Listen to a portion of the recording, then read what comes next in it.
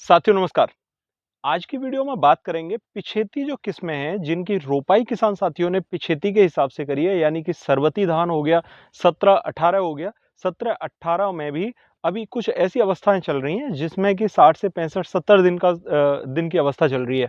और सरवती धान जो भी किसान साथियों ने रोपाई किया है उसकी अवस्था चल रही है लगभग 35 से 40 दिन की, जैसा कि आप मेरे पीछे देख पा रहे हैं। तो बहुत सारे किसान साथियों ने सरवती धान जो लगाया है उसकी अभी लगभग ये अवस्था है जिसमें 35 से 40 दिन का समय चल रहा है। बहुत सारे किसान साथी ये सोचते हैं कि सरवती धान बहुत कम खर्चे में हो जाता है। ठीक है, बात मान ली कि कम खर्चे में हो जाता है। लेकिन एक बात ज़रूर है कि अगर आप कीटनाशक और फंगिसाइड का ख्याल नहीं रखोगे, तो सरवती धान भी आपको बहुत ज़्यादा कुछ नहीं देने जा रहा है। आप ये तो उम्मीद करके चले होगे कि 3 क्विंटल तक का तो प्रति बीघा के हिसाब से हो जाए, 18 से 20 क्विंटल प्रति एकड़ के हिसाब से हो, तो इतना होगा क्योंकि इसका रेट भी कम रहता है, तभी कुछ एवरेज निकलेगा।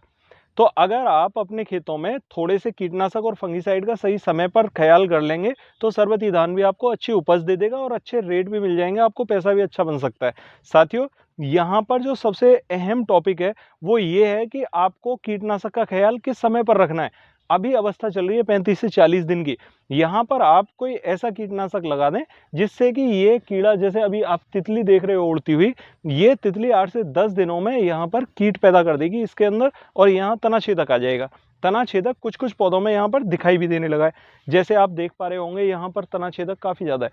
तो इन पौधों के अंदर लगे हुए तनाछेदक से बचाव करने के लिए आपको लंबी अवधि के कीटनाशक की जरूरत पड़ेगी, क्योंकि सरवती धान को या दूसरी जो किस्में हैं 17-18 जैसी या 11-21 जैसी, उन किस्मों को पकने के लिए ज्यादा समय चाहिए। तो इन ज्यादा समय या लंबी अवधि की किस्मों के लिए हमें लंबी अवधि के ही कीटनाशक की जरूरत पड़ेगी। बहुत से किसान साथी सोच लेते हैं रॉकेट लगा दिया या फिर यहाँ पर साइफर का स्प्रे कर दिया या फिर लैम्डा लगा दिया, तो ये इतने कारगर नहीं हो पाते। इसके पीछे का कारण क्या है? इसके पीछे का कारण ये है कि ये देखिए, ये पौधा है, इस पौधे के ऊपर कोई कीड़ा बैठा है, ठीक है, बिल्कुल ऊपर से। जैसे सपोज करो इस तने के ऊपर कोई भी कीट है, चाहे वो उड़ने वाला है चाहे वो रेंगने वाला है, उस पर आपने लेमडा का स्प्रे किया, ठीक है, वो तुरंत उसको मार देगा। लेमडा के स्प्रे से जहां उसके ऊपर कीट के ऊपर दवा लगी वो कीट खत्म हो जाएगा।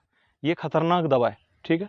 लेकिन अगर इस पौधे के तने के भीतर गिडार है, आपने इसको खोला ऐसे करके और इसमें देखा कि इसके तने के भीतर गिडार है, उस गिडार को मारने के लिए आपको सिस्टमिक इंसेक्टिसाइड की जरूरत पड़ेगी। और इस गिडार में जो कि तने के अंदर पाई जाती है उसमें भी ये इस टाइप की गिडार होती है कि जब इस गिडार को निकाल के ऐसे छोड़ोगे ना आप, तो वो धागा छूटता चला जाएगा, वो धागा छोड़ती है। इस टाइप की जो गिडार है उसे खत्म करने के लिए स्पेशल कीटनाशक की ही जरूरत है जो कि तने के अंदर है। आप हल्के कीटनाशक का उपयोग करोगे तो ये कीटनाशक का जब बदबू होगा ना खेत के अंदर, तो ये गिडार छुप जाती है पौधे के अंदर, तने में ही छुपी बैठी रहेगी, 8 से 10 दिन शांत रहेगी। फिर आपको लगेगा कि खेत में से गिडार खत्म हो गई या उड़ने वाला कीट आपके साथ साथ खत्म होता चला जाएगा। आप सोचोगे बहुत हैवी दवा है, इसने कीट खत्म कर दिया, लेकिन जो गिडार है ना मेन अंदर की, वो गिडार खत्म नहीं होती। उसे खत्म करने के लिए आपको लंबे अवधि के ही कीटनाशक की जरूरत है और सिस्टमिक ढंग से काम करने वाले कीटनाशक की जरूरत है, जो पौधे की गोब के थ्रू चला जाए अंदर या फिर पौधे की जड़ से चला जाए या तनी से चला जाए, यानी कि जहां भी पड़ा कीटनाशक वहां से अंदर पौधे के गया और पौधे के सिस्टम में जाके उस गिडार को खत्म कर दे। ठीक, इसके लिए लंबे अवधि की जरूरत होती है, लंबे समय तक जो काम करते हैं कीटनाशक वही इसमें कारगर है। इसके लिए आपको बहुत ज्यादा कहीं सोच विचार करने की जरूरत नहीं है। कोराजन जैसे साल्ट आप लाके लगाइए, क्लोरेंट्रानिलीप्रोल 18.5% में आ रहा है, आप एक बार स्प्रे कर दीजिए उसका। एक स्प्रे करने के बाद में आपको 45 से 50 दिन की सेफ्टी मिल जाएगी। इससे आपको काफी कुछ लाभ देखने को मिलेगा कि 50 दिन की सेफ्टी होने के बाद अभी 30 से 35 दिन का धान हो ही चुका है आपका, तो 85 से 90 दिन का समय निकल जाएगा। फिर पौधे के तने भी मजबूत हो जाते हैं और बालियां जब गोब में आ रही होती हैं उस समय कोई गिडार खेत में होती नहीं है, तो आगे भी पौधे की जो रोग प्रतिरोधक क्षमता है उस गिडार को इफेक्ट नहीं करने देती। और आपको पहले बता दूं कि तना छेदक आने से पहले आप कैसे समझ सकते हो कि तना छेदक आ रहा है आने वाला खेत में? जब आपको ये तितली उड़ती दिखाई दे जाए, सफेद जो तितली है ये अगर आपको दिखाई दे जाए, तो आप ये समझिए 8 से 10 दिन के अंदर आपके खेत में तना छेदक आ रहा है। ठीक है, इसे बचाव करने के लिए आप रॉकेट जैसी दवाओं का स्प्रे कर सकते हो, क्योंकि ये उड़ने वाले कीट हैं। उड़ने वाले कीट आपके खेत में नहीं बैठेंगे तो आपके खेत में गिड़ार भी नहीं आएगी। ठीक है, ये बात समझने की है। आप अपने खेत का इतना ध्यान जरूर रखिए कि जब भी आपको उड़ने वाला कीट आपके खेत में दिखाई दे, उस समय पर आप एक स्प्रे कर दीजिए, चाहे एक साइफर का ही स्प्रे कर दो। तो उड़ने वाले कीट को अपने खेत से दूर रखो। जितना उड़ने वाला कीट दूर रहेगा उतना आपका खेत सुरक्षित रहेगा। रेंगने वाले कीट की जहां तक मैं बात करूं आपको, तो रेंगने वाला कीट या तो पौधे के तने के ऊपर होगा, और उड़ने वाले कीट को खत्म करने के लिए जब आप किसी भी कॉन्टैक्ट कीटनाशक का भी यूज करोगे तो उससे भी आपके रेंगने वाले कीट जो पौधे के तने के ऊपर होंगे वो भी खत्म हो जाते हैं।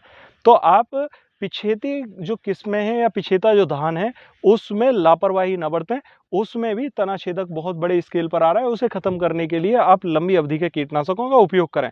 दूसरा एक और सवाल है कि हमें रॉकेट जैसे कीटनाशक जो कि किसान साथियों ने धान की पहली फसल में लगाए हैं, उनके क्या नेगेटिव रिजल्ट देखने को मिले हैं, मैं आज की वीडियो में ये भी आपको बताता हूं। देखिए, वनस्पतिक अवस्था है 30, 35, 40 दिन की अवस्था है। कितना भी हैवी कीटनाशक लगा दोगे तो ज्यादा से ज्यादा खींच करके जब ओवरडोज कर दोगे तो ये पत्तियों को हल्का सा यहां से झुलसा देगा, इसके अलावा कुछ नहीं होगा। लेकिन आपने इस समय पर कर दिया इग्नोर पूरी तरह से, और जब बालियां निकलने को आ रही हैं, बालियां निकलने के समय पर आप यहां पर बहुत हैवी कीटनाशक का उपयोग कर रहे हो, तो उस समय बालियों को काला कर देगा, जला देगा। ठीक है, तो आपने पहले गलती करी वनस्पतिक अवस्था में, अब बालियों के समय पर गलतियां कर रहे हो।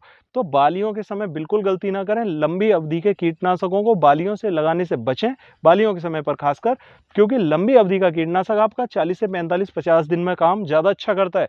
उससे आपकी फसल में कोई यहां पर परेशानी नहीं होगी। और अगर बालियों के समय पर लंबी अवधि के कीटनाशक लगाओगे तो वो वहां पर आपके पौधे की बालियों को तो काला करेंगे ही करेंगे, ऊपर से पौधे की जो झंडा पत्ता होता है उस झंडा पत्ता को भी जला देता है, जिससे कि आगे तक पौधे को पोषक नहीं मिल पाता, और उससे हमारी बालियां भरने से बच जाती हैं और नीचे से बालियां सूख भी जाती हैं। तो और काफी हद तक यहां पर हमें नुकसान देखने को मिलता है।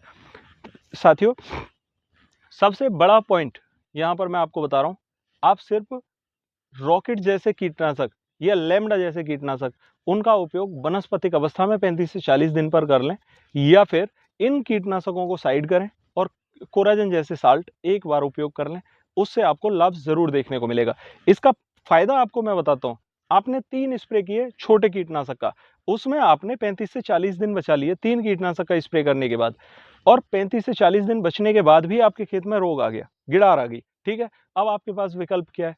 अब कोई विकल्प नहीं है, क्योंकि बालियां आने के बाद में आप ये कीटनाशक नहीं लगा सकते। लेकिन अगर आपने लंबी अवधि का कीटनाशक लगाया तो उसका लाभ आपको ये देखने को मिलेगा कि बालियां निकलने समय तक, पकने के समय तक आपको कोई रोग देखने को नहीं मिलेगा। इसका आपको उत्पादन क्षमता पर प्रभाव बहुत साफ साफ नजर आएगा। आपका उत्पादन काफी हद तक बढ़ा हुआ मिलेगा। साथियों, आशा करता हूं आप मेरी बात समझ पाए होंगे। फिर भी अगर आपकी कोई क्वेरी हो तो कमेंट बॉक्स में पूछिएगा, और यदि चैनल पर नए आए हैं तो चैनल को सब्सक्राइब करना तो बिल्कुल ना भूलें, क्योंकि इस टाइप की जरूरी जानकारी मैं आपको देता रहता हूं।